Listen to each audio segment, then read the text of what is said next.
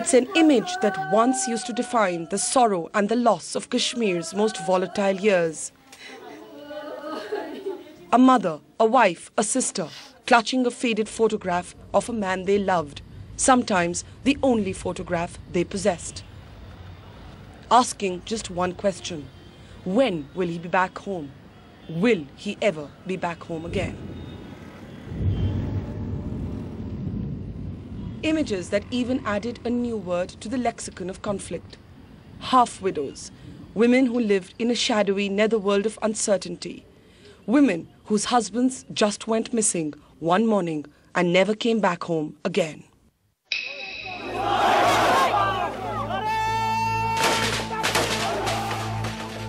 Most enforced disappearances in the valley first began in the 90s when insurgency and militancy erupted in the state.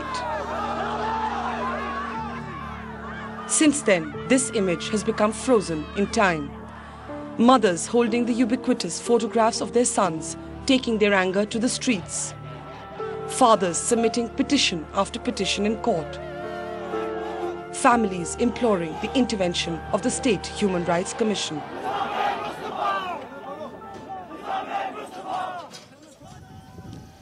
It was in 1994 that the Association of Parents for Disappeared Persons was first created.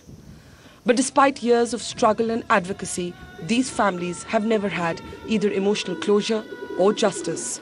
And Kashmir has moved on to the future with its past remaining unresolved.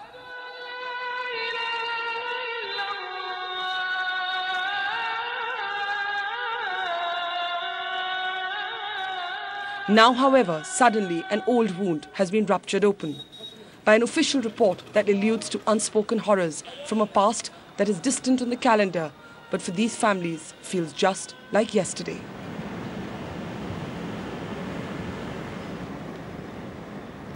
A preliminary report by a police team of the State Human Rights Commission has surveyed unmarked graves in 4 districts across North Kashmir to reach a chilling conclusion, saying that there is every probability that these unidentified dead bodies, buried in various unmarked graves at 38 places, may contain the dead bodies of enforced disappearances. It places the number of unidentified bodies at over 2,000. And so it is that Kashmir's buried truth is back in sharp focus. Questions over what lies beneath engendering both pain and hope.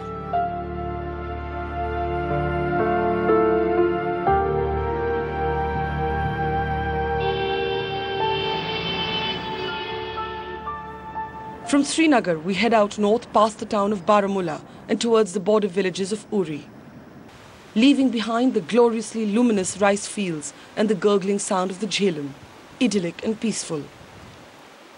But behind this seemingly stainless beauty are the mysteries from a time that continue to cast a shadow on the future.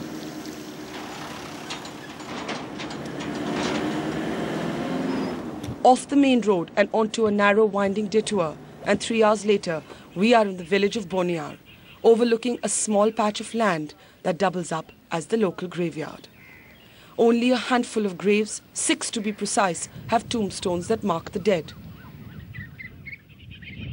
But more than 200 graves wear nothing but a slab of plain stone, clearly hiding more than they reveal. In some cases, there's just a mound of mud casually thrown over an unidentified body. We look for the aging graveyard keeper, Atta Muhammad, who has kept true to his faith in burying those brought to him over the years. But the images of what he has seen has clearly scarred him forever. NDTV's cricket app, Android and iPhone. Fastest scorecard, special analysis, and much more. Download free. ndtv.com/apps.